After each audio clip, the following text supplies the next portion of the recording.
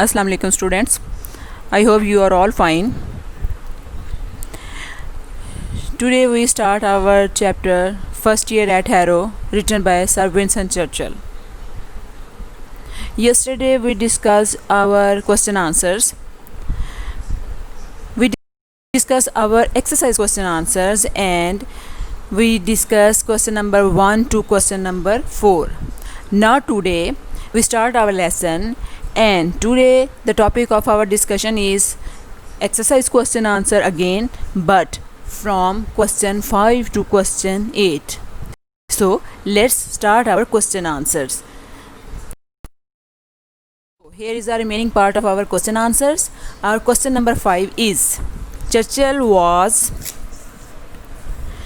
taught English at Harrow and not Latin and Greek. Was it a gain or a loss? وہ کہتے ہیں کہ Churchill کو hero میں پڑھائی گئی انگلش اور لیٹن پڑھائی گئی انگلش اور نہیں پڑھائی گئی لیٹن اور گریک لینگویج. کیا یہ فائدہ تھا یا اس کا نقصان تھا؟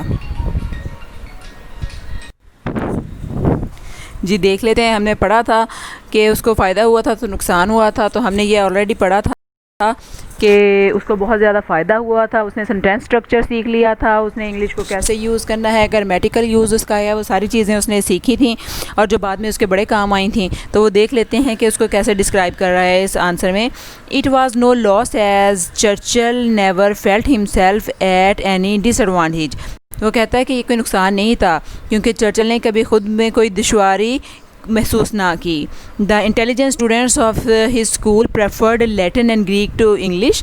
اس کے اسکول کے جو ذہین طالب علم تھے انہوں نے لاطینی اور یونانی کو انگریزی پر ترجیح دی تھی, پریفر کیا تھا. لیٹر بعد میں they had to learn English to earn their living and become successful in practical life. اور بعد میں انہیں اپنے لیولیہڈ یعنی کہ اپنے روزی روزگار کمانے کے لیے پریکٹیکل لائف میں آ کر, عملی زندگی میں آ کر کامیاب ہونے کے لیے انگریزی سیکھنا پڑی تھی. تو یہ ہم نے بڑی ڈیٹیل سے وہاں پہ لیسن پڑھا تھا کہ انہوں نے پہلے تو لیٹن اور گریک سیکھی, لیکن جب ان کو جابس کی ضرورت پڑی, ملازمتوں کی ضرورت پڑی, تو پھر ان کو انگلش اسی طرح سے بیسک اسٹرکچر کے ساتھ سیکھنی پڑی.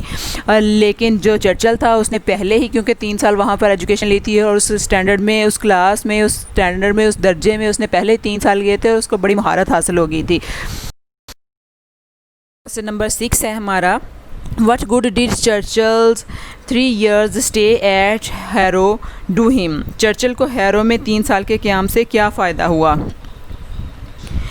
By staying 3 years in Harrow, hero میں 3 سال قیام سے Churchill got an ample opportunity to learn English. Churchill کو انگلش کو سیکھنے کا بہت زیادہ موقع ملا. He learnt English grammar thoroughly, اور اس نے مکمل طور پر انگلش گرامر سیکھی. And he considered it a noble thing, اور اس نے اسے قابل قدر چیز بھی سمجھا. This helped him a lot in his practical life, اور اس نے عملی زندگی میں اس کی بہت مدد کی. وہی بات دوبارہ ڈسکس ہو رہی ہے کہ اس نے جو 3 سال گزارے وہ ویسٹ نہیں گئے. اس نے اتنی اس میں مہارت حاصل کی, اتنی ایکسلنس حاصل کی کہ اس کی باقی جو زندگی ہے اس میں اس کو اس کے لیے بڑی مدد ملی. ٹھیک ہے, ہمارا جو سیکنڈ لاسٹ کوسچن ہے آج کا وہ ہے: how did the knowledge of English stand Churchill in good stead after years. کہ انگریزی کے علم نے چرچل کو سالوں بعد اچھا مقام کس طرح سے دیا؟ دیکھ لیتے ہیں.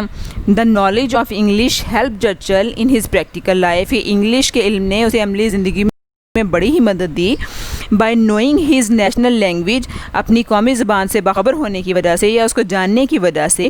ہی faced no difficulty in the daily affairs of life. اسے زندگی کے روزمرہ کے معاملات میں کسی قسم کی بھی کوئی مشکل پیش نہ آئی. He became a successful politician, اور وہ ایک کامیاب سیاستدان بن گیا. یہ ہم نے شروع ہی پڑھا تھا کہ اس کو بڑا اونچا رینک ملا تھا اس کے ملک میں اور وہ تھا پریزیڈنٹ کا. تو اس نے اس بات کا یہاں پر ذکر کیا ہے کہ اس کی زندگی میں کوئی مشکل پیش نہ آئی اور وہ ایک کامیاب پولیٹیشین, سکسیزفل پولیٹیشین بنا. Question number 8 ہے: Write an appreciation or criticism of Churchill's view in regard to the study of Latin, Greek and English and their value in earning a living. وہ کہتے ہیں کہ لیٹن، گریک اور انگریزی یا English کے اسٹڈی جو ہے اور روزگار کمانے میں ان کی اہمیت کے بارے میں چرچل کے خیالات جو ہیں ان کو بتائیں. اس کی تعریف میں جو اس نے کہے یا اس کی تنقید میں کہے اس کا آپ جائزہ لیں، کرٹیکلی انالائز کریں اس کو یا اس کو اپریشیٹ کریں، اس کا اپریسیشن دیں، یعنی کہ اس کا جائزہ لینا ہے آپ نے کہ اس کا کیا پوائنٹ آف ویو تھا، اس کے بارے میں آپ کیا کہتے ہیں. English has become an international language in this era. اس دور میں انگریزی بین الاقوامی زبان بن چکی ہے. Its knowledge enables one to understand the national and international issues. اس کا علم جو ہے آدمی کو قومی اور بین الاقوامی معاملات سمجھنے کے قابل بناتا ہے. By knowing English language, English زبان کو جاننے کی وجہ سے one can earn handsome living also. کوئی شخص ایک اچھے طریقے سے روزی بھی کما سکتا ہے. Greek and Latin are no more important now. Greek اور جو لیٹن ہیں، لاطینی زبان اور جو یونانی زبان ہیں، وہ دونوں اب نہیں رہی ہیں، وہ دونوں اب دیکھنے میں نہیں آتی ہیں. تو یہ ہم خود اس کو کرٹیکلی انالائز کر رہے ہیں کہ انگلش کی اہمیت سے آج بھی انکار نہیں کیا جا سکتا، جبکہ لیٹن اور گریک جو ہیں وہ لینگویجز جو ہیں اب وہ بالکل ختم ہو چکی ہیں. تو اس طرح سے انگلش کی امپورٹنس آج بھی ہے. جی تو اسٹوڈنٹس، یہ تھے ہمارے کوسچن آنسرس. امید ہے آپ کو سمجھ آ گئی ہوگی. آپ کو پہلے بھی بتایا ہے کہ کوسچن آنسرس جو ہیں آپ نے 3 سے 4 سینٹینسز کا لکھنا ہوتا ہے. اس سے لینتھی ہو جائے کوئی ایشو نہیں ہے. آپ اسے ضروری نہیں ہے کہ یہ جو ایک میں اسکیچ آپ کو دیتی ہوں آپ یہی لکھیں، آپ اس کو بڑھائیں. آپ نے پورا لیسن پڑھا ہے، ہم نے اس کی ٹرانسلیشن کی ہے. آپ اس میں اور سینٹینسز ایڈ کر سکتے ہیں، کریٹیو رائٹنگ کر سکتے ہیں، بشرط یہ کہ سینٹینس اسٹرکچر اور آپ کا ٹینس اس میں غلط نہ ہو. تو کوشش کریں کہ اس کو آپ ایکسپلین کریں اور بہتر طریقے سے کریں.